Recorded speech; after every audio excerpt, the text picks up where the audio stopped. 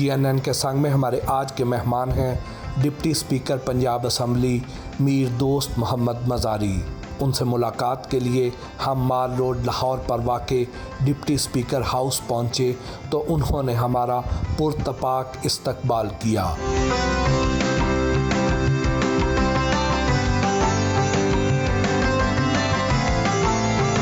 मीर दोस्त मोहम्मद मज़ारी साहब, कैसे हैं आप? अल्लाह का शुक्र जी, अल्हम्दुलिल्लाह सब खैरियत। मज़ारी साहब, आपके नाम की क्या खूबी है कि आपका बदतरीन दुश्मन भी आपको दोस्त कहने पर मजबूर हो जाता है? अपने नाम की इस ताकत के बारे में क्या कहेंगे? नाम पुराना नाम है। मेरे दादा के चाचा थे, उनका नाम मीर दोस्त मोहम्मद मज़ारी था, तो उनको खान बहादुर का लक़ब मिला। तो उसके बाद फिर मैं जब पैदा हुआ तो मेरा नाम रखा गया। तो यूँ समझ लें कि मैं दोस्त मोहम्मद पार्ट 2 हूँ। आप ऐसे कह सकते। बज़ाहिर आपका संजीदा मिजाज, नपातुला अंदाज़े गुफ्तगू, कूल और काम पर्सनैलिटी देखकर लगता है कि आप अपने फ़ैसले बड़ा सोच समझ के नाप तोल कर करते होंगे। जी बिल्कुल। और आपको पता है सियासत ऐसी चीज़ है कि आज के ज़माने में बहुत सोचना पड़ता है, समझना पड़ता है चीज़ों को। और मेरी एक सोच है कि किसी को क्रिटिसाइज़ बंदा बुरे बिलो द बेल्ट बंदा कोई बात ना करे। अजीब सा सिस्टम चल पड़ा है सियासत में। आगे मज़ीद मुश्किल हालात होते जाएंगे। अपने बचपन को कैसे याद करते हैं? अच्छा ज़माना था, टेंशन नहीं थी, काम का लोड नहीं था, अच्छी ज़िंदगी गुजरती थी। गांव में होते थे और शहर में भी होते थे। जब स्कूल जब ख़त्म होता था तो वापस चले आते थे छुट्टियों में, उधर अपने कज़न्स के साथ, अपने इलाके में अपने लोगों के साथ बड़ा अच्छा टाइम गुजारा। टेंशन फ्री टाइम था। अभी तो मुश्किलात इतनी बढ़ चुकी हैं। कितने बहन भाई हैं? माशाल्लाह मैं सबसे बड़ा हूँ और मेरी एक भाई है और एक बहन है। सब शादीशुदा है माशाल्लाह, उनके बच्चे भी हैं और माशाल्लाह हर कोई अपनी ज़िंदगी में बहुत मगन है, अच्छे तरीके से रह रहे हैं। बचपन की कोई शरारत अभी तक याद हो? बचपन में बड़ी शरारतें की, बड़ी हरकतें की। जब गांव जाते थे तो घर पे आते ही नहीं थे, कभी किसी के घर चले गए, कभी किसी के घर चले गए। फिर वालिदैन बहुत नाराज़ होते थे कि आप पूरा दिन बाहर होते हैं और घर पे आप आते नहीं हैं। तो उस हवाले से बहुत डांट डपट बहुत ज़्यादा पड़ती थी। लेकिन कोशिश करते थे कि डांट डपट कम ही पड़े, लेकिन फिर भी गांव में पूरे दिन इधर उधर भागना, इधर उधर जाना, कज़न्स की तरफ अच्छा लगता था उस ज़माने में। राजनपुर से तालीम के लिए लाहौर आए, कहाँ से कौन सी तालीम हासिल की? मेरे वालिद साहब आर्मी में थे और आर्मी से इंडक्ट होके आए वो सिविल सर्विसेज में। तो हम कराची शिफ्ट थे। कराची से फिर हम लाहौर शिफ्ट हुए 1993 में। फिर यहाँ तालीम हासिल की। फिर यहाँ तालीम हासिल करने के बाद कराची यूनिवर्सिटी से मैंने बैचलर्स किया और वहाँ पे मैं अपने ननियाल में कुछ अरसा रहा और वहाँ पे तालीम हासिल करके फिर अपने एरिया में आ गया था और बहुत यंग एज में अपने एरिया में आ गया था। जैसे कनेक्शन होता है, कनेक्शन जोड़ना, चीज़ें मतलब वो साथ करना और सारी चीज़ें करके तो माशाल्लाह यहाँ तक पहुँचे। अपनी सियासी तरबियत का क्रेडिट आप अपने दादा को देते हैं? जी बिल्कुल।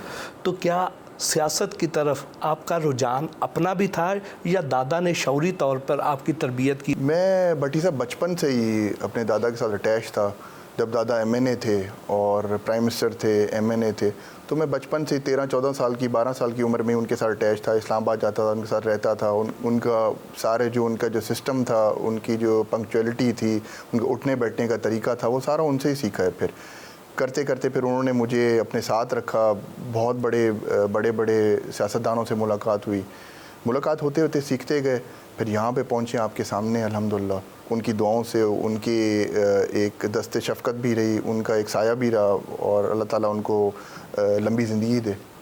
अब 2008 में पीपल्स पार्टी की टिकट पर इलेक्शन लड़कर असम्बली में आए। यूसुफ रज़ा गिलानी की काबीना में बतौर यंग मिनिस्टर भी आपने काम किया, लेकिन 2018 में फिर PTI की तरफ आप कैसे आ गए? दादा मोहतरमा बेनज़ीर भुट्टो साहिबा से मिलने गए थे लंदन, तो उन्होंने दादा को कन्विंस किया कि जी आप हमारी पार्टी में हैं और क्योंकि आपका एक नाम है और आप मिस्टर क्लीन है, आप पे कोई दाग धब्बा नहीं है, हर कोई आपके कद काट और उस चीज़ को बहुत ऑनर देते हैं।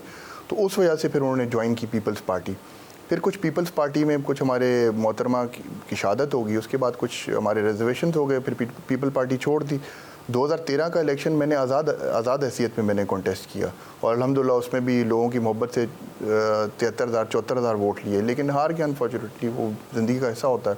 2015 में फिर मैंने PTI ज्वाइन की और तरीन साहब उनकी मेहरबानी, वो चल के आए, दादा को आकर उन्होंने कन्विंस करने की कोशिश की और कहा कि जी आप नौजवान हैं तो ये नौजवानों की पार्टी आप इनको ज्वाइन करें। मरीम नवाज़ कहती हैं कि इमरान खान के MPA और MNA उनसे नून लीग के टिकट मांग रहे हैं, तो क्या आपकी भी इस बारे में कभी उनसे कोई बातचीत हुई? देखिए, अभी जो जितने भी हालात हुए इन पिछले दिनों में, आप यकीन माने कि मैं PTI का मैं तो हमेशा ये कहता था, मैंने जितने इंटरव्यूज़ में बात कही है कि मैं PTI का बंदा हूँ और PTI के साथ खड़ा हूँ, लेकिन PTI मुझे धकेल रही है, कोशिश कर रही है कि मेरे से कोई गैर कानूनी काम करे जो कि मैं नहीं कर सकता। मेरे इलाके के लोग जो मेरे साथ वर्कर, मेरे फैमिली वाले जो मेरे साथ खड़े हुए, तो उन्होंने कहा कि जी इन हालात के बाद जब एक पार्टी में एक आपकी रिस्पेक्ट ही नहीं है तो उस पार्टी में रहने का जवाज़ नहीं बनता, तो आप इस बारे में सोचें। ऑप्शन ओपन है, देखते हैं किधर जाना है, जिधर इज़्ज़त मिलेगी और जिधर हमारे इलाके में काम होंगे। आपने PTI की पार्टी पॉलिसी के ख़िलाफ़ जाकर अदालती फ़ैसले की तामील करते हुए पंजाब असम्बली में इलेक्शन करवाए, हमजा शहबाज को जितवा दिया। जितवाया तो खैर मैंने नहीं जितवाया, तो उनके अपने मेंबर्स ने जितवाया, मैं तो सिर्फ प्रिजाइडिंग ऑफिसर था। मेरा काम था उधर एक बैठ के इलेक्शन को फ्री एंड फेयर कराना था, जो मैंने करवाया क्योंकि मुझे ऑर्डर्स थे हाई कोर्ट की तरफ से। इसमें मेरे ख्याल रिजर्वेशन तो किसी को नहीं होनी चाहिए, क्योंकि ना तो मेरा वोट था, मैं तो वोट मैंने कास्ट ही नहीं करना था, वोट कास्ट करना था उनके अपने मेंबर्स ने, तो उन्होंने किया और रिजल्ट आपके सामने है। प्रिजाइडिंग ऑफिसर का काम ये होता है कि वो वहाँ पे इलेक्शन कंडक्ट करवाए और फ्री एंड फेयर तरीके से करवाए, वो मैंने कानून के मुताबिक करवाया। आप पर दबाव तो बहुत आया होगा? बहुत ज़्यादा, और वो समझते हैं कि मैं दबाव में आने वाला नहीं हूँ। मैं बलोच आदमी हूँ, जिस फैमिली से मेरा ताल्लुक है हम दबाव नहीं लेते। अल्हम्दुलिल्लाह अल्लाह ताला ने सुरखरू किया और सारी चीज़ें, मुश्किलात आए, मसले मसाइल आए, लेकिन अल्हम्दुलिल्लाह उस मुश्किल हालात में भी कामयाब हुए हैं। आज PTI के ज़्यादातर जो खाइफ MPA और MNA हैं, जो 2013 का इलेक्शन हार गए थे, 2018 में PTI की टिकट पर जीत गए थे, लेकिन अब PTI उन्हें टिकट तो देगी नहीं। देखिए जी, वो तो उन्होंने जो फैसला करना था उन्होंने कुछ सोच समझ के फैसला किया, क्योंकि इनके बहुत रिजर्वेशंस थे PTI के लीडरशिप के साथ। जहाँ तक उनकी वोट की बात है कि अकॉर्डिंग टू द रूल्स और जो 63A में सारा वाज़े किया गया कि वोट से कोई नहीं रोक सकता। वोट देने के बाद जो पार्टी चेयरमैन है, जो पार्टी लीडर है, वो उनके खिलाफ कार्रवाई कर सकता। चौधरी परवेज़ लाई को नून लीग और पीपल्स पार्टी दोनों की तरफ से वज़ारत आला की ऑफ़र थी और उधर से PTI की तरफ से भी ऑफ़र थी, तो पहले उन्होंने इधर कमिट किया, फिर अचानक उधर कैसे चले गए? जिन इलाकों से हम बिलोंग करते हैं, रूरल बैकग्राउंड से, उधर मेरा ख्याल है कि जिधर एक दुआए खैर हो जाए तो उसकी बड़ी वैल्यू है। और एक तरफ चौधरी साहब जाके दुआए खैर किया चौधरी साहब ने, और आकर दूसरे दिन इमरान खान से मुलाकात की, तो आप समझ सकते हैं कि ये कितनी एक अजीब सी एक बात है। और जिस कैलिबर के चौधरी साहब ख़ुद हैं, इस उम्र में इतनी उनकी एज है, इतना सियासत है, उन्होंने बहुत उतार चढ़ाव देखे, 30-40 साल सियासत में रहे, ऐसा करना नामुनासिब था मेरा ख्याल है। और एक जगह पे जहाँ पे ज़बान हो जाए तो ज़बान की वैल्यू ऊपर होती है, मैं समझता हूँ। इमरान खान साहब 3.5 साल उस्मान बुज़दार पर डटे रहे, जब हुकूमत गिरने लगी तो परवेज़ लाई को वज़ीर आला नामज़द कर दिया। क्या इसी वजह से तहरीक इंसाफ के अरकान मुनहरिफ हुए? जी बिल्कुल, उनकी बहुत रिजर्वेशंस थी बुज़दार साहब से, और काफ़ी अरसे से इन एंड ऑफ जब कई पार्टी के जो मेंबर्स थे उनकी मुलाकात होती थी खान साहब से, वो खान साहब से कहते थे कि जी आप इनको इस चीज़ पर, अपने इस डिसीजन पे आप नज़रसानी करें, लेकिन खान साहब डटे रहे। इसी वजह से मेंबर सारे छोड़ के चले गए। अगर परवेज़ लाई की जगह पर अलीम खान का नाम दिया जाता तो क्या पंजाब में PTI की हुकूमत बच सकती थी? मेरा ख्याल है कि अलीम खान साहब वो मैनेज कर लेते चीज़ों को, क्योंकि PTI के भी थे और उनको ज़ाहिरी बात है खान साहब की तरफ से भी आशीर्वाद होती, जब उनको एक सपोर्ट होती तो मैनेज कर जाते, मेरा ज़ाती ख्याल है। तो इमरान खान साहब ने ये गलत फ़ैसला क्यों किया? वो तो खान साहब ही बता सकते हैं उन्होंने गलत फ़ैसला क्यों किया। उन्होंने तो कई फ़ैसले गलत किए हैं, सिर्फ ये फ़ैसला थोड़ी गलत किया, कई और भी फ़ैसले गलत हुए हैं। फेडरल गवर्नमेंट में कितने मसले पड़े, उधर नो कॉन्फिडेंस मोशन कामयाब हो गई, यहाँ पे पंजाब में क्या हुआ? इमरान खान ने पंजाब में अपनी हुकूमत ख़त्म करवा ली, लेकिन नाराज़ अरकान को ना मनाया, तो क्या उनकी अना अड़े आ गई थी? पार्टी लीडर जो होता है उसको इन चीज़ों का एहसास होना चाहिए कि अगर कोई पार्टी में किसी पार्टी में भी कोई नाराज़ है तो उनको मनाने की कोशिश करें, क्योंकि मनाने की कोशिश नहीं की गई। पार्टी लीडर को दिल बड़ा करना चाहिए इस हवाले से। वफाक में तहरीक इंसाफ की वो कौन सी गलतियाँ थी जिसकी वजह से PDM को कामयाबी मिली? मैं समझता हूँ कि जो ज़्यादा जो रिजर्वेशन थी वो पंजाब से जो मेंबर्स थे उनकी रिजर्वेशन थी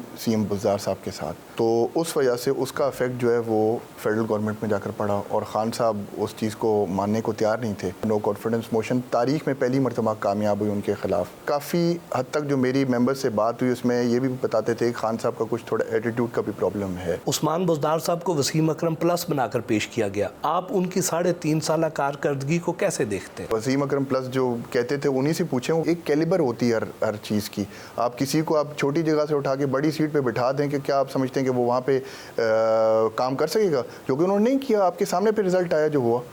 कहते हैं जनूबी पंजाब में बहुत ज़्यादा डेवलपमेंट हुई, तो आप जनूबी पंजाब से ही ताल्लुक़ रखते हैं, तो क्या वाकई वहाँ पे ऐसा है? जनूबी पंजाब में जो पीटीआई कामयाब हुई वो हुई जनूबी एक साउथ पंजाब का जो महाज बना और मेरे दादा को उसका चेयरमैन बनाया, क्योंकि वो उनका जो सियासी कैरियर है वो नीट एंड क्लीन था। वो पहले कन्विंस नहीं हो रहे थे। सदर्न पंजाब में पीटीआई के जीतने का जो सेरा है वो जनूबी महाज वालों पे जाता है, लेकिन उस लिहाज में काम नहीं हुए जिस लिहाज में होने चाहिए थे। जिस लिहाज में जो जनूबी पंजाब महाज वाले थे उनको जितना वो मिलना चाहिए था उनको उस तरीके से वहाँ पे सपोर्ट नहीं मिली। फरा गोगी का पंजाब हुकूमत में असर रसूख किस हद तक था? ये तो बुज़दार साहब बता सकते हैं कि कितने हद तक असर रसूख था। ये भी सुनने में तबादले उन्होंने कराए, लेकिन मैंने सिर्फ बातें सुनी है, कोई ऑथेंटिक वो नहीं है। तो चीज़ें जब आएंगी आगे, जब इन्वेस्टिगेशंस होंगी, चीज़ें आगे आएंगी तो सारे मामला पता लग जाएंगे। आपके ख्याल में फौरी इंतखाबात होने चाहिए या इस असम्बली को अपनी मुद्दत पूरी करनी चाहिए? हालात जैसे पैदा हुए हैं, एक आप देखें ना, पंजाब के अंदर तो एक कॉन्स्टिट्यूशनल क्राइसिस बनी हुई है। इन हालात में ज़ाहिरी बात है कि कुछ अरसे के बाद मुझे लगता है कि हमें इंतखाबात की तरफ जाना ही पड़ेगा।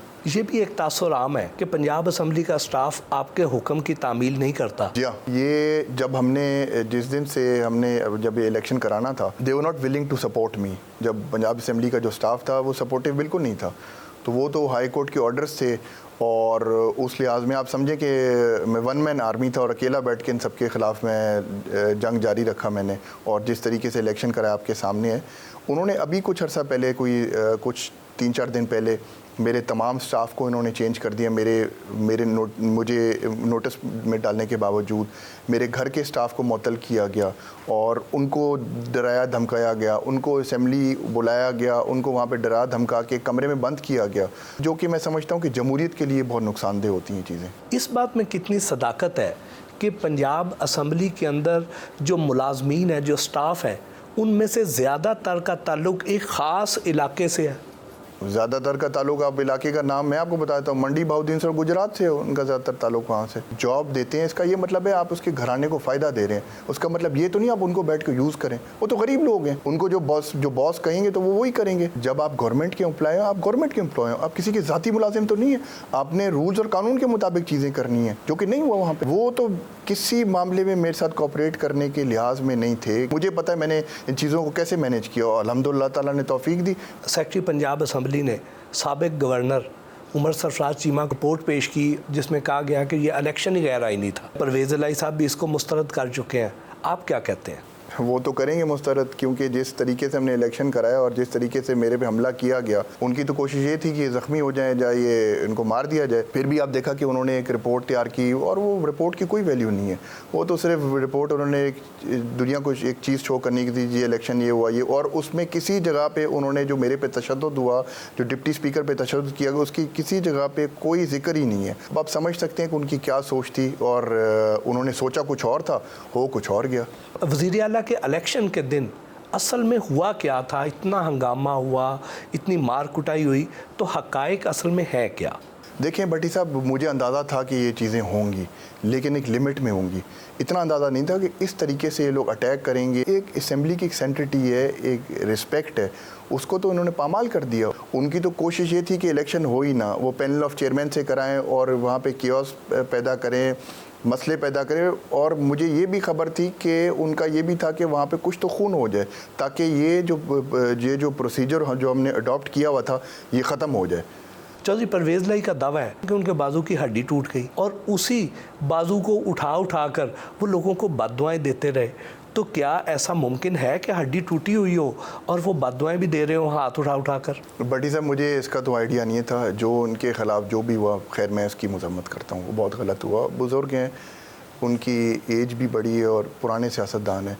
ये सारी चीज़ें जो थी ये उस दिन होती रही वहाँ पे असेंबली में। और मुझे बाद में पता लगा जब सेशन करा के अपने रूम में गया कि चौधरी साहब को कुछ चोट लगी है या कुछ तशद्दुद किया गया है, और बाकी चीज़ों का मुझे डिटेल पता नहीं। और मैं समझता हूँ कि अगर किसी का बाजू टूटा हो या कुछ हुआ हो तो जिस तरीके से वो रिएक्ट कर रहे थे तो ऐसे तो नहीं हो सकता। मज़ारी साहब, तो असेंबली के अंदर उस दिन जो इतने नॉन पार्लियामेंटेरियंस आ गए, उसके अंदर लोटे कैसे आ गए? मैंने तो इस बात पे रिक्वेस्ट की है कि जी इस पे एक हाई लेवल इंक्वायरी होनी चाहिए। जो भी चीज़ें जो अंदर आई हैं, लोटे और भी बहुत सी चीज़ें हैं जिसमें स्टिक्स थे, पेपर वेट्स थे, वो भी अंदर आए। जी मेरे नोटिस में आई ये बातें, ये वो भी अंदर आई हैं चीज़ें, लेकिन वो इस्तेमाल नहीं हो सके। शायद वीडियोज़ पूरी दुनिया ने सामने देखी। आपने इस हवाले से एक खसूसी तहकीकाती कमेटी भी तो तश्कील दी थी, उसमें कोई पेशरफ्त सामने नहीं आ सकी। देखिए भट्टी साहब, जिस दिन मैं स्पीकर था, एक्टिंग स्पीकर था, जब मैंने इलेक्शन कंडक्ट कराने थे, उसी दिन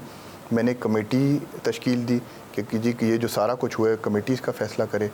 दूसरा, मैंने कुछ वहाँ पे जो स्टाफ था उनको मैंने सस्पेंड किया था, लेकिन उस पर कोई इम्प्लीमेंट नहीं हुआ। नेक्स्ट दिन तो चौधरी साहब स्पीकर बन गए, तो और उनको पता है कि सारी चीज़ें आगे आ जानी थी, उनको पता लग जाना था। जब एक इंसान एक गलत हरकत करे तो फिर गलत हरकत में ही बस उलझा रहता है। बाकी मैं तो कहूँगा कि जो गलत करता है उसके साथ भी गलत ही होता है। बतौर डिप्टी स्पीकर, क्या इस वक्त अगर आप पंजाब असेंबली जाना चाहें तो आपको जाने देंगे? नहीं, जाने तो देंगे, लेकिन प्रॉब्लम्स तो क्रिएट करेंगे। मेरा स्टाफ वहाँ पे कोई है नहीं। इस हालत में आप समझते हैं कि मैं जा सकता हूँ वहाँ पे? और मेरे जितना भी स्टाफ मेरे घर पे था, जो कि स्टाफ मुझे ऑथराइज्ड है, टू द बुक्स मुझे ऑथराइज्ड है, उन सबको सस्पेंड किया गया।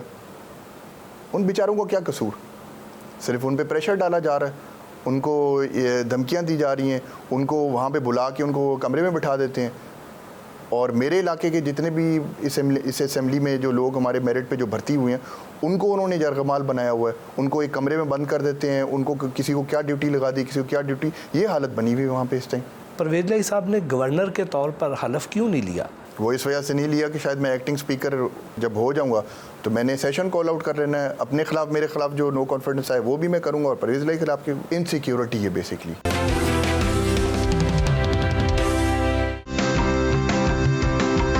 मीर दोस्त मोहम्मद मज़ारी ने हाईटी से तवाज़ो की।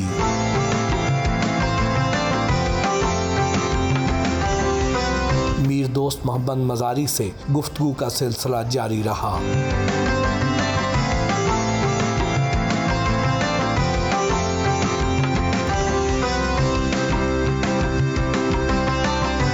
ये भी कहा जाता है कि चौधरी परवेज़ इलाही साहब जो अचानक पीडीएम को छोड़कर बनी गाला में चले गए थे, तो उन्हें किसी ने फ़ोन किया था, तो वो फ़ोन कॉल किसकी थी? देखिए, फ़ोन कॉल के बारे में मैंने भी सुना है, और मैंने सुना है कि कोई बहुत हाई लेवल फ़ोन कॉल थी, और क्या थी तो वो वही बता सकते कि फ़ोन कॉल क्या थी और किधर से आई और उसका मकसद क्या था, और वो क्या मैसेज डिलीवर करना चाहते थे। वो सारी चीज़ें तो उनसे पूछेंगे, पता लग जाएंगी आपको। स्पीकर पंजाब असेंबली चौधरी परवेज़ इलाही के ख़िलाफ़ जो तहरीक अदम एतमाद पेश हुई है, उस पर वोटिंग कब तक मुतवक्को है? देखिए, पहले जो वोटिंग है वो मेरे खिलाफ होगी, जब मेरे हक में होगी, जब मेरे खिलाफ होगी। फिर दूसरी वोटिंग उनके खिलाफ जब उनके हक में होगी, क्योंकि चीज़ें तो आगे लिंगर ऑन होती जा रही हैं। मैं समझता हूँ कि जितनी जल्दी हो ज़्यादा बेहतर है। केओस की सिचुएशन मची हुई है, अफरा तफरी मची हुई है, कॉन्स्टिट्यूशनल क्राइसिस एक हुआ है, क्राइसिस को ख़त्म होना चाहिए। वज़ारत आला के लिए तो परवेज़ इलाही साहब नंबर पूरे नहीं कर सके, तो अब उनके खिलाफ जो तहरीक अदम एतमाद आई है वो नंबर पूरे कर पाएंगे? मुश्किल लग रहा है मुझे, और वो चीज़ें जो लिंगर ऑन आगे होती जा रही हैं इसी वजह से होती जा रही हैं कि उनके नंबर पूरा नहीं है। नंबर गेम में वो बहुत नीचे है। आपके खिलाफ जब तहरीक अदम एतमाद पे वोटिंग होगी तो क्या नून लीग आपके हक में खड़ी होगी? देखिए, अभी तो मैं कुछ नहीं कह सकता, अभी तो मैं कुछ कह ही नहीं सकता। जब आएगी तो फिर देखा जाएगा क्या सिचुएशन होगी और क्या नहीं होगी। लेकिन मैं पूरी उम्मीद हूँ कि इंशाल्लाह मुझे मुझे एतमाद है कि मैं कामयाब हो जाऊंगा इंशाल्लाह। पीटीआई की तरफ से भी आपको सपोर्ट मिलेगी? वो तो खैर जब इंशाल्लाह कामयाब होऊंगा तो उसके बाद बताऊंगा किधर से सपोर्ट मिली, किधर से सपोर्ट नहीं मिली। इमरान खान साहब ने जो मुनहरिफ अराकीन के खिलाफ समाजी बाइकआउट की एक तहरीक शुरू कर रखी है, और उसकी वजह से बड़े नाखुशगवार वाक़यात भी हो रहे हैं। आप क्या समझते हैं, क्या इससे हमारे मुआशरे में ज़्यादा वायलेंस नहीं फैलेगी? देखिए, ये बात बहुत अनफॉर्चुनेट है भट्टी साहब कि आप किसी पे कोई इल्ज़ाम लगाएं और आपके पास उसका कोई सबूत ना हो, या तो आपके पास सबूत हो, आप दुनिया के आगे लेकर आएँ कि जी उन्होंने ये किया, इन्होंने ये पैसे लिए, या इन्होंने ये मरात लिए, या उन्होंने ये फ़ायदा हासिल किया, उन चीज़ों को सामने ले आए कौम के। क्यों छुपाई हुई उन्होंने सारी चीज़ें? जब वो अमेरिका के बारे में बात कर सकते हैं, वो लेटर लहरा सकते हैं और सारी चीज़ें कर सकते हैं, तो आया ये चीज़ें सामने नहीं ले आ सकते? उनको ये मैं ये समझता हूँ कि उनको ये चीज़ें सामने लानी चाहिए और दुनिया को बताना चाहिए, और ये भी पता लगे कि पैसे किसने चलाए। ये सारी चीज़ें सबके आगे आएँ सबको, ताकि पता लगे चीज़ों को। ऐसा क्या हुआ कि पीटीआई की हुकूमत और एस्टेब्लिशमेंट एक पेज पर ना रहे? बेहतर यही होता है कि हर गवर्नमेंट के इंस्टीट्यूशंस के साथ एक अपने अच्छे ताल्लुकात बना के रखे और इंस्टीट्यूशंस की रिस्पेक्ट की जाए। मैं समझता हूँ कि कुछ कहीं पे कुछ चीज़ें सही नहीं रही, जिसमें मैं समझता हूँ कि बहुत बड़ा फैक्टर बुज़दार फैक्टर भी है, और उस वजह से भी कुछ चीज़ें सही रुख पे नहीं चली, पर उधर से थोड़ी बहुत मामलात मतलब दूरियां पैदा होना शुरू हो गई। आप खुद भी बड़े अहम ओहदे पर फायज़ हैं और सियासत पर भी बड़ी गहरी नज़र रखते हैं, तो आप क्या समझते हैं, क्या वाकई हुकूमत के ख़िलाफ़ कोई बैरूनी साजिश हुई? ये सिर्फ एक पॉलिटिकल स्टंट है। देखिए, पाकिस्तान में हमेशा होता रहा है कि जब आप अमेरिका के ख़िलाफ़ कोई बात करें और जब आप इस्लाम के ख़िलाफ़ कोई बात करें तो आप उसमें सिंपथीज़ गेन करते हैं। ये सिंपथीज़ गेन करने का तरीक़ाकार है।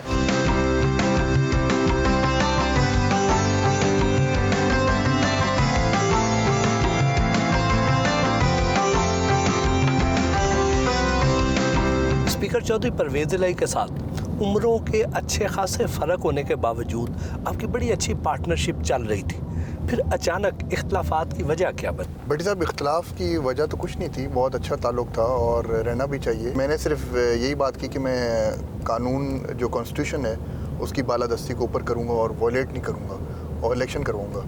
शायद उस चीज़ को उन्होंने ऑफेंड हुए उस चीज़ से और फिर मामलात ख़राब होते गए। आपकी फैमिली की और चौधरी फैमिली का ताल्लुक़ बड़ा पुराना है, आपका उनके बारे में क्या परसेप्शन था? कि आपको पहले से अंदाज़ा था कि चौधरी साहब इतनी सी बात से गुस्सा करके इस तरह रिएक्ट करेंगे? खैर, मुझे इतना अंदाज़ा तो नहीं था इतना रिएक्शन आएगा उनकी तरफ से, जो कि होना भी नहीं चाहिए था। बुज़ुर्ग थे, पुराने सियासतदान थे, उन्होंने इतना रिएक्शन शो नहीं करना चाहिए था, क्योंकि उनकी वज़ादारी है, उनकी सोच बूझ और समझ जो है बहुत ऊंचा है, बालातर है। लेकिन वेरी अनफॉर्चुनेट, शायद बहुत ज़्यादा सीएमशिप जो होती है बहुत ज़्यादा एक डेस्परेशन में आ गए थे, उस वजह से फिर चीज़ें बहुत ज़्यादा एक्सलेट कर गई। स्पीकर को बड़े मजबूत आसाब का मालिक होना पड़ता है। कई बार कोई ऐसे कमेंट्स हुए हो, ऐसी बात हुई हो कि आपको लगा हो कि ये रुकन जो है ये गलत बात कर रहा है और उस पर अपने ऊपर कंट्रोल करना बड़ा मुश्किल हो गया कि उसकी जगह जाके आप जवाब दे दें जी।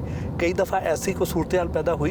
यकीनन भट्टी साहब, स्पीकर की जो सीट है एक कॉन्स्टिट्यूशनल सीट है और बहुत बर्दाश्त वाली, इंसान को बहुत ज़्यादा बर्दाश्त करना होता है, अपने नर्व्स पे बहुत कंट्रोल रखना होता है। बहुत से ऐसे मरतबा हुआ कि मेंबर साहबान की तरफ से रिएक्शन आया और उन्होंने प्रोटेस्ट भी किया और भी बहुत सी बातें हुई, लेकिन अल्हम्दुलिल्लाह बहुत अच्छे तरीके से, बहुत अच्छे अंदाज में उन चीज़ों को हमने हैंडल किया और असेंबली के मामलात को आगे चलाया। और उसी वजह से आपने देखा कि हमने असेंबली में इतनी ज़्यादा बिल्स लेकर आए, इतनी ज़्यादा हमने वहाँ पे लेजिस्लेशन की, अल्हम्दुलिल्लाह उसमें हमारी कामयाबी है। हमने देखा है कि असम्बलियों में बाज़ औक़ात ऐसे मज़ाक का खेज़ वाक़यात पेश आ जाते हैं कि उसमें बेख्तियार अंसी छूट जाती है, तो उस सूरत हाल में अपने ऊपर कैसे कंट्रोल रखते हैं? स्पीकर की जो सीट है वो बहुत ही एक संजीदगी वाली और उसको होना भी चाहिए। काफ़ी ऐसे बहुत से इंटरेस्टिंग स्टोरीज़ हुई हैं, बातें हुई हैं, जुगतें भी लगाई हैं मेंबर्स ने, बट फिर भी हम अपने आप पे कंट्रोल रखते हैं और उसको कोशिश करते हैं कि अपने कंट्रोल में ही रहें। कौमी असम्बली में जिस तरह स्पीकर असद कैसर ने और डिप्टी स्पीकर कासिम सूरी ने पार्टी लाइन के मुताबिक उन्होंने असम्बली को चलाया, लेकिन आपने पार्टी पॉलिसी से इनहराफ किया और कानून पे अमल दरामद को आपने यकीनी बनाया, तो ऐसी सूरत हाल में क्या इमरान खान साहब ने आपसे कोई रब्ता नहीं किया? देखें, मैंने जो भी कुछ किया मैंने कॉन्स्टिट्यूशन को बालातर रखा हर चीज़ पे, और जो भी मामलात हुए मेरे से किसी ने रब्ता नहीं किया इस हवाले से और ना मुझे कोई मैसेज मिला। जब आपने अदालती फैसले के नतीजे में पार्टी पॉलिसी से इनहराफ किया तो क्या ये इख्तलाफात इससे पहले भी आप में और पार्टी के दरमियान थे या इसके बाद पैदा हुए? इसके बाद भट्टी साहब हमारे इख्तलाफात पैदा हुए क्योंकि मैंने इसी चीज़ को यकीनी बनाया कि जब हम हल्फ उठाते हैं तो हम पाकिस्तान की आइन को मद्देनज़र रख के और उसको बालातर समझ के हम उस पर हल्फ उठाते हैं, और मैंने उस हल्फ की पूरी तर्जुमानी की। भट्टी साहब मैं आपको कुछ चीज़ें ज़रा हिस्ट्री में लेकर जाता हूँ और मैं आपको बताता हूँ कि 1973 में जब पाकिस्तान का आइन बना था तो उसके सिग्नेटरी मेरे दादा थे, सरदार शेरबाज मज़ारी साहब, और मैंने उनके उस फैसले को देखा। उस टाइम उन्होंने पाकिस्तान में जो कॉन्स्टिट्यूशन को साइन किया, मैंने उस फैसले को मद्देनज़र रखते हुए मैंने अपने सोच को, अपने जहन को ये कहा कि मैंने पाकिस्तान के आइन के साथ खड़ा होना है, क्योंकि मैं खड़ा रहा। पार्टी ने यह कहा कि आप वो ना करें, आप इन चीज़ों को वॉयलेट करें और जैसा हम कहें वैसे करें, वो जो मैं नहीं कर सकता था। कैवेली ग्राउंड लाहौर में वाक़े अपने ज़ाती घर आए, ख़ानदान के बड़े और बुज़ुर्गों की यादगार तस्वीर दिखाई।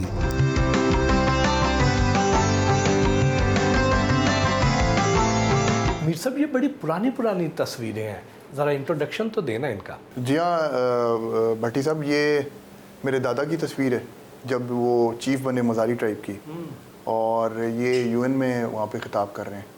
ये नवाब सर इमाम बख्श खान, ये KIC थे मरूम, और ये उनके बेटे ये भी KIC थे। सर का खिताब इनको मिला था दोनों को। और ये खान बहादुर दोस्त मोहम्मद खान, अच्छा जो जिनका मैंने आपको जिक्र किया जी, जिनके नाम पर आप, जिनका नाम जी मेरे दादा के ताया थे। हाँ। और ये तस्वीर जो है ये दादा की जब दस्तार बंदी हुई थी, ये DG खान में हुई थी, और गवर्नर पंजाब जब आए थे उनकी दस्तार बंदी करने। और ये उनके भाइयों की तस्वीर है। ये मेरे दादा हैं, ये उनके दूसरे नंबर भाई हैं, सरदार शेरजान मज़ारी साहब, ये सरदार शेरबाज खान मज़ारी साहब, जो 1973 के आइन में जिनका बहुत बड़ा किरदार है। जी हाँ, ये वो हैं। और ये बड़ी इंटरेस्टिंग तस्वीर है जी। ये खान ऑफ कलात ने एक जरगा मंगवाया था, ये कराची की है, जिसमें नवाब अकबर बुगटी साहब भी हैं, मीर बलकशेर मज़ारी साहब हैं, खान ऑफ कलात हैं, इसमें खैर बख्श मरी साहब हैं, आमन नवाज बुगटी साहब हैं, ये बाकी सरदार वगैरह बैठे हैं इसमें। वाह। और वो मेरे दादा के वालिद की है, सरदार मुराद बख्श खान मज़ारी, और ये वही मीर बाराम खान, ये बाप बेटा दोनों की है। नवाब सर इमाम बख्श खान की है और नवाब बाराम खान की तस्वीर है। ये तो बहुत ख़जाना इकट्ठा कर रखा है। बस ये भी है, कुछ पुरानी गन्स भी हैं यहाँ पे लगी हुई हैं, आप देख रहे हैं कि पुरानी गन्स भी लगी हुई हैं। ये तो गन्स की बिल्कुल कोई इब्तदाई सी शक्ल लगती है। जी हाँ, पुरानी गन्स हैं, फ़िलहाल तो ये वो यूज़ नहीं हो सकती, लेकिन ये एज ए शो पीस हमने यहाँ पे रखी है। अब गन वाला ज़माना भी चला गया। मीर साहब, आपके दादा 5 वर्ष की उम्र में मज़ारी ट्राइब के चीफ बने, तो ये चीफ बनने की अहलियत क्या है, कौन चीफ बन सकता है? एक सिस्टम है हमारा, जो बाप का जो बड़ा बेटा होगा वो बनेगा, और ये सिस्टम बहुत पुराना चलता आ रहा है, बहुत सालों से। ये ट्राइबल एक सिस्टम है, तो ये चलता ऐसे ही चलता रहेगा। आप भी कभी मज़ारी कबीले के चीफ बनेंगे? अल्लाह ताला ज़िंदगी दे मेरे बुज़ुर्गों को, देखते हैं आगे क्या हालात होते हैं, क्या होंगे, लेकिन अकॉर्डिंग टू द जो ट्राइबल रूल्स हैं, जो है हमारा सिस्टम है, उसके मुताबिक तो yes I will be. Chief की जिम्मेदारियां क्या होती हैं? चीफ की देखिए, वो ट्राइब का बड़ा होता है, ट्राइब में मसले मसाइल होते हैं, मामलात होते हैं, उन चीज़ों को हैंडल करना, उन चीज़ों को देखना, उन चीज़ों को अच्छे तरीके से सॉल्व करना, ये चीफ़ की जिम्मेवारी है। और चीफ़ पे बहुत ज़्यादा बर्डन होता है, प्रेशर होता है, जो कि चीफ़ मैं समझता हूँ कि ये खुदा की तरफ से होती हैं सारी चीज़ें। पूरा ट्राइब जो है वो चीफ के हुक्म पर मनो-अन अमल करता है? हाँ, ऐसे ही होता है, लेकिन अभी हालात चेंज होते जा रहे हैं, ज़माने चेंज होते जा रहे हैं, वो सिस्टम नहीं रहा, लेकिन फिर भी वो चीफ़ की इज़्ज़त, वो रिस्पेक्ट, वो बहुत ऊपर होती है ट्राइब के अंदर।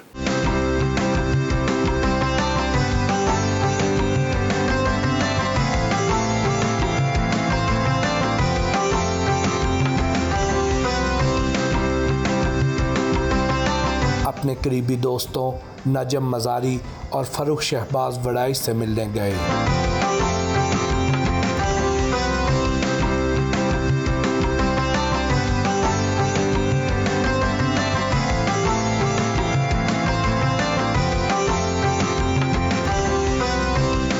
मीर साहब, ज़रा दोस्तों का तारुफ तो करवाए ना। जी, आज नजम मज़ारी हमारे भाई हैं, तो इनकी मेहरबानी, इन्होंने हमें इनवाइट किया, तो मैंने कहा इनके साथ चल के गपशप भी लगाते हैं। इन्होंने बहुत अच्छा सेटअप बनाया हुआ है, तो इनका सेटअप भी देखते हैं। तो उस हवाले से मैंने कहा इनके पास जाना बहुत लाजमी है, तो इसलिए इधर हैं।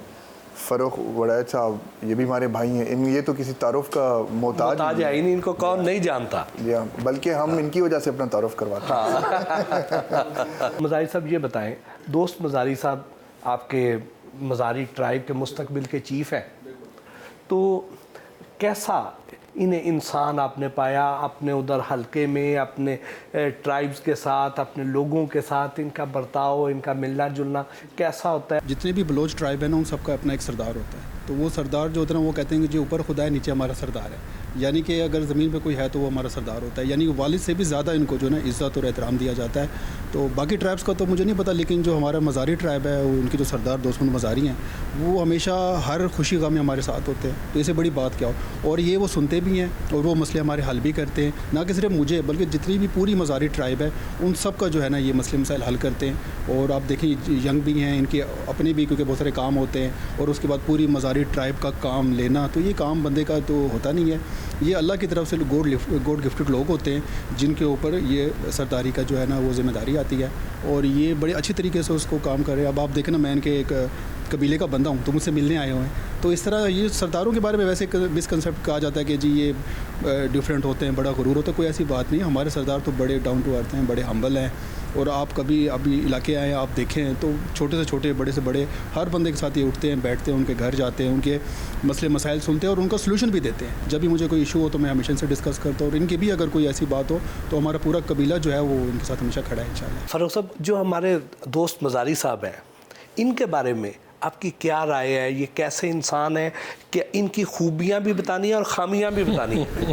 ये नाम के दोस्त नहीं हैं, ये वाकई दोस्त हैं। इनसे जो मेरी दोस्ती का नुक्ता आगाज़ है वो एक तो ये कि अभी तो मेरे बाल छोटे हैं, हमारे बाल एक जैसे थे, मेरे बाल लंबे होते थे, वहाँ से हमारी दोस्ती का आगाज़ हुआ। लेकिन मैं बहुत से सियासतदानों से मिलता हूँ, उनके साथ टाइम भी स्पेंड करता हूँ, लेकिन इनके साथ जो दोस्ती आप कहते हैं ना कि मैंने समझा कि यार ये वाकई दोस्ती के काबिल हैं। हम लोगों की वैसे तो इज़्ज़त करते हैं, लेकिन दिल का जो एहतराम होता है वो तब हुआ कि इमरान खान साहब ने एक मसले पे जब अरकान पंजाब असम्बली की तनख्वाहें बढ़ाने का उस पर गुस्से का इज़हार किया, तो कई लोग जो पहले कह रहे थे हाँ बढ़नी चाहिए, वो सारे बैक स्टेप हो गए। लेकिन दोस्त मज़ारी वो वाहिद शख्स थे, ये डिप्टी स्पीकर पंजाब असम्बली हैं, ये तशरीफ़ लाए असम्बली से बाहर। तो मैंने अब जान के माइक इनके आगे किया, मुझे ये था कि आप ये भी अपने बयान से मुकर जाएंगे, जिस तरह सारे मुकर गए हैं क्योंकि कायद ने कह दिया। तो मैं हैरान हो गया कि दोस्त मज़ारी साहब ने कहा कि मैं अभी भी अपने उस मौक़िफ़ पे कायम हूँ, लोगों की तनख्वाहें बढ़नी चाहिए। तो मेरे दिल में इनका एहतराम बढ़ गया। मैंने वो एक दिन है जहाँ से मुझे लगा कि यार ये जो कहते हैं वही करते हैं, ये मुनाफ़क़त नहीं करते, और इनकी खूबियाँ तो बेशुमार हैं। अब तो हमारी दोस्ती बहुत ही गहरी है, लेकिन मैं ख़ामियाँ जो हैं वो ये हैं कि मिजाज में है तो कभी हम इन्हें कहते हैं आ जाए फ़लाँ जगह बैठते हैं, नहीं मेरा दिल नहीं कर रहा। तो ख़ामियाँ इनकी ये है, लेकिन जब मूड में हो तो हमारी हर बात मान जाते हैं। वैसे तो ये सरदार हैं और डिप्टी स्पीकर और बाकी चीज़ें, क्योंकि मैं देखता हूँ इनका कबीला इनको कितनी इज़्ज़त एहतराम देता है, लेकिन हमारे साथ बेतकल्लुफ़ हैं, हम जिस तरह से चाहें इनके साथ मजाक करते हैं। तो ये इनकी खूबी है कि जो ये इंसान दोस्त हैं। नजम मज़ारी ने हाईटी से तवाज़ो की।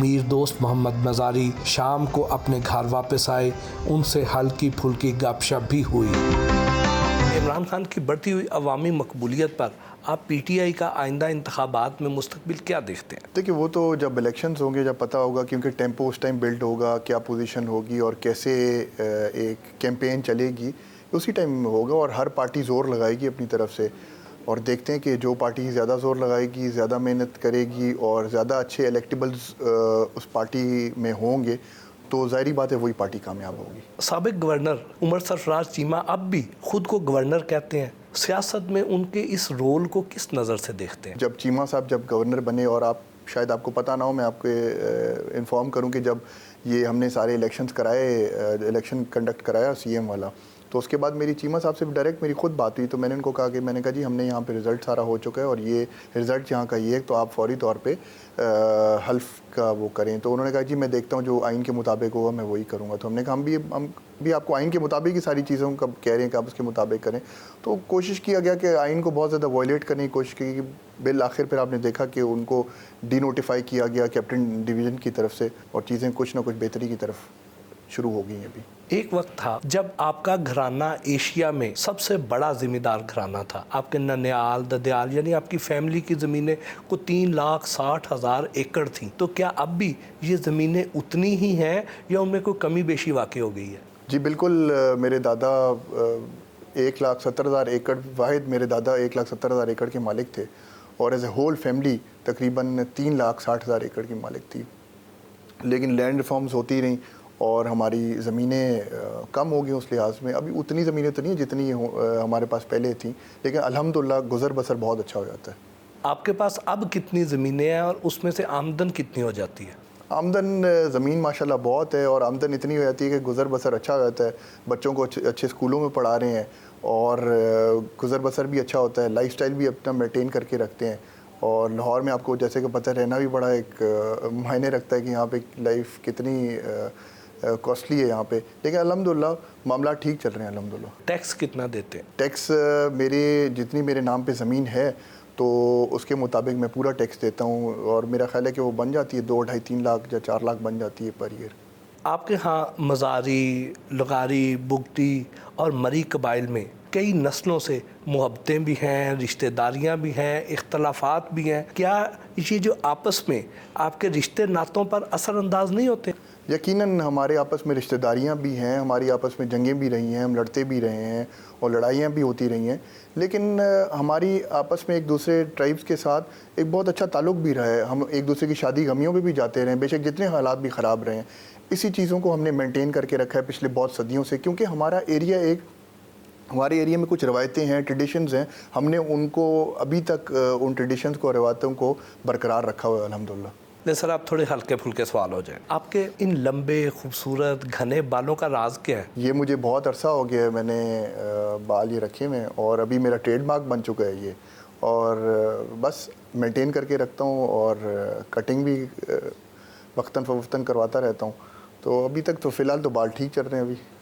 आप नौजवान सियासतदान हैं, मजबूत फैमिली बैकग्राउंड रखते हैं, ख़वातीन में तो बहुत मकबूल होंगे। यकीनन होता हूँ, तो आप ख़वातीन से पूछें, वही आपको सवाल का जवाब वही आपको बता सकते हैं कितना मकबूल हूँ। लेकिन ये कि जब सियासत में यंग एज में आ जाएँ, फिर आपके साथ बहुत ज़्यादा ये कनेक्शंस जोड़े जाते हैं, बहुत ज़्यादा चीज़ें जोड़ी जाती हैं कि आपका किसी के साथ कोई अफेयर हो या कुछ हो, लेकिन कोई सदाकत नहीं होती। अल्हम्दुलिल्लाह हमारा एक फ़ैमिली बैकग्राउंड है, हम अपनी फ़ैमिली बैकग्राउंड को देखते हुए अपनी बहुत चीज़ों को बहुत मेंटेन करके रखते हैं, अपने आप को बहुत रिज़र्व रखते हैं अल्हम्दुलिल्लाह। लेकिन फिर भी कभी ना कभी हुसन की गलियों से गुजर तो हुआ होगा। हुसन तो सबको पसंद है और हुसन इंसान ख़ुद क्रिएट करता है। हुसन की मतलब एक तारीफ़ करना भी खुदा की तरफ से हुसन दिया गया है और खुदा की अब तारीफ़ कर रहे होते हैं। कभी किसी से मोहब्बत हुई हो, किसी को लव लेटर लिखे हो, मैसेज किए हो? ऐसी तो कोई बात नहीं, अभी वो एज ही नहीं रही, अभी तो एज गुजर चुकी है और अभी तो माशाल्लाह बच्चे भी बड़े हो गए हैं। लेकिन ज़ाहिरी बात है शादी से पहले छोटी मोटी थोड़े फ्रेंडशिप्स वगैरह होती थी, लेकिन उस लिहाज में नहीं थी कि बिल्कुल ही बंदा सीरियस ले उन चीज़ों को। नॉर्मल। आपके नज़दीक विमेन ब्यूटी क्या है? Beauty is inside you. आप उसको कैसे आप उसको डिफ़ाइन नहीं कर सकते। एक चीज़ आपको अच्छी लगती है वो अच्छी लगती है और एक चीज़ आपको बुरी लगती है बुरी लगती है, तो उसमें डेफिनेशन जो है वो आपके अंदर से होती है कि आप उसको कैसे डिफ़ाइन करते हैं। शादी कैसे हुई? शादी फैमिली में हुई अल्हम्दुलिल्लाह। Love marriage, arrange marriage? जी टोटल अरेंज मैरिज। कबाइल में तो एक से ज़्यादा शादियों का रिवाज है, आपका इसके बारे में क्या ख्याल है? देखिए, लोग 2 शादियाँ भी करते हैं, 3 शादियाँ भी करते हैं, 4 शादियाँ भी करते हैं, और मैं समझता हूँ कि एक ही शादी, मेरे लिहाज में तो एक ही शादी अल्हम्दुलिल्लाह बहुत ही है, बेहतर है। अब तो बच्चे भी बड़े हो गए हैं, तो दूसरी या तीसरी शादी का कोई तसव्वुर ही नहीं है मेरे लिहाज में, मेरी सोच समझ में। आप बड़े हैंडसम और फिट सियासतदान हैं, खाने पीने के शौकीन नहीं? नहीं, जितना ज़रूरत हो ज़िंदा रहने के लिए उतना ही खाता हूँ, ज़्यादा नहीं खाता। किस किस्म के खाने पसंद करते हैं? हर किस्म का। मैं खाने के मामले में कोई चूज़ी नहीं हूँ। मैं हर किस्म का कोई साफ़ सुथरा अच्छा खाना मिल जाए जिसका टेस्ट भी अच्छा हो, मैं खा लेता हूँ। फिल्में और ड्रामे तो पसंद करते होंगे? टाइम नहीं मिलता, और मैं कोशिश करता हूँ कि ड्रामे और फिल्मों से बेहतर है कि मैं अपने दोस्तों को टाइम दूँ या फैमिली को टाइम दूँ, क्योंकि वो मेरे लिए, मेरे दोस्त और मेरी फैमिली मेरे लिए बहुत ज़्यादा इम्पॉर्टेंट है।